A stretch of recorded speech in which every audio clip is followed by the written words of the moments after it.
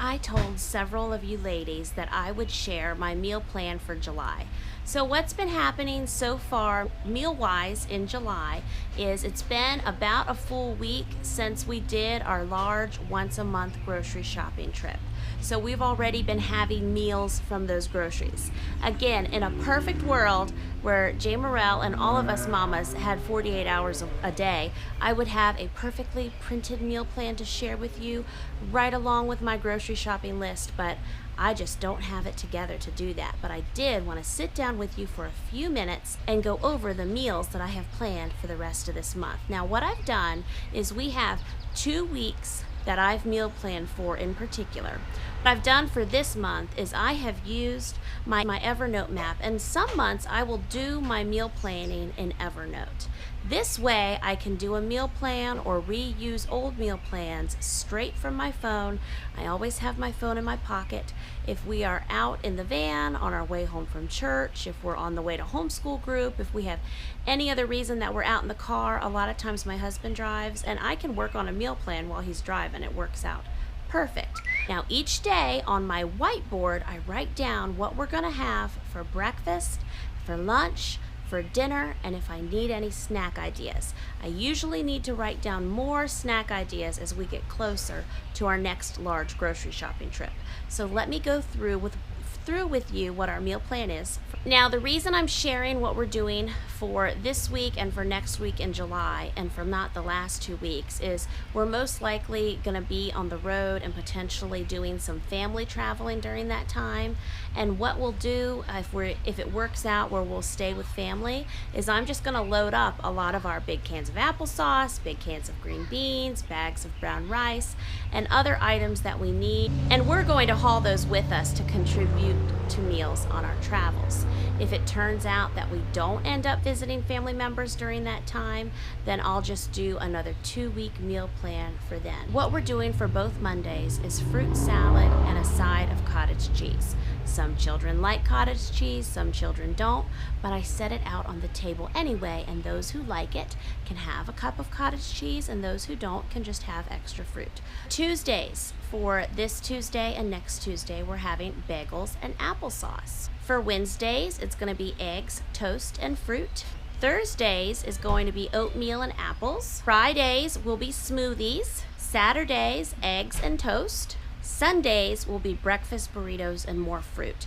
Now, I am finding as our family grows and as we have more fully eating members of our family joining our table that our meals are looking more and more like buffets. So an example with the fruit salad, I can put a fruit salad out, I can put cottage cheese. If there's sliced cheese in the refrigerator, I can just put a bag of sliced cheese out. If one child in particular doesn't care for the fruit salad the way that we had it the other day, so he chopped himself an apple and had a spoonful of peanut butter with it. I'm very flexible with the food that we have available. I don't do individual meals for each child, but if there's something that a child does not have a preference for, they are more than welcome to get themselves another item. That's fine with me. I like to keep lunches fairly free-form. At least that's how I'm feeling right now for the next 2 weeks. Sometimes I need lunches very structured. Sometimes, especially this time of year with all the extra produce, and now we're going to have vegetables coming out of our gardens often, I find myself making veggie platters. If we do something like turkey and cheese sandwiches, and then we can have several whole cucumbers just right in the middle of the table with a little bowl of dip if the children would like that. So lunches I'm keeping fairly free-form right now. We have a nice selection of items, and between the fruit and the sandwiches and then also leftovers. I do not know how to cook a small meal.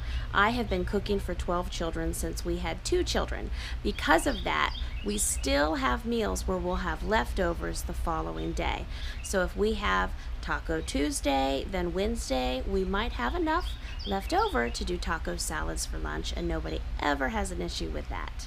Also with watermelons in season, if we pick up a couple watermelons, we can just slice down a whole watermelon and have that with either some little rolls of meat or some cheese sticks and just eat the entire watermelon for lunch. Sometimes I don't have a super tight meal plan.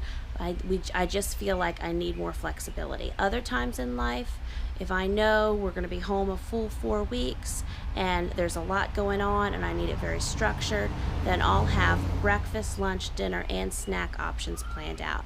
I'm just not feeling like I want that much structure right now. Right now, Jamerrill's little heart is saying I need a base. For dinners, our next week's meal plan, we'll have chicken, broccoli, and rice on Monday. Tuesday will again be Taco Tuesday because we can't go wrong with that. Wednesday is going to be the Trim Healthy Mama meatloaf with broccoli again as the side and brown rice as the side. You will see we do a lot of broccoli and we do a lot of brown rice as side items around here. Next Thursday will be Trim Healthy Mama cheeseburger casserole. And then I plan to be super lazy and do another big pot of spaghetti again for Friday and Saturday.